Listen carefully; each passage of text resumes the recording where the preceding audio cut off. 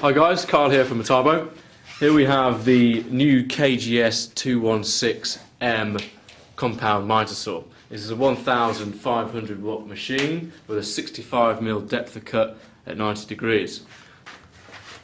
You can see here that all the red dials are an indication that something's going on. If it's coloured red, it's a function, it's a feature, it moves something. So you can see here we have blade lockdown mechanism. Release that and the blade is now active for cutting. We have locking clamp here for the rear slides on the rails. Release that and that will give us a 305mm width of cut on nice and smooth precision needle roller bearings.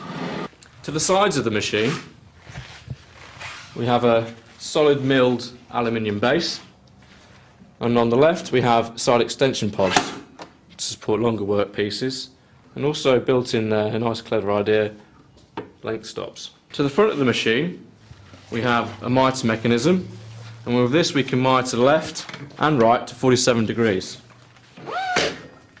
To the rear of the machine we have the bevel mechanism, and this allows us to bevel left to 47 degrees. Let's cut some oak.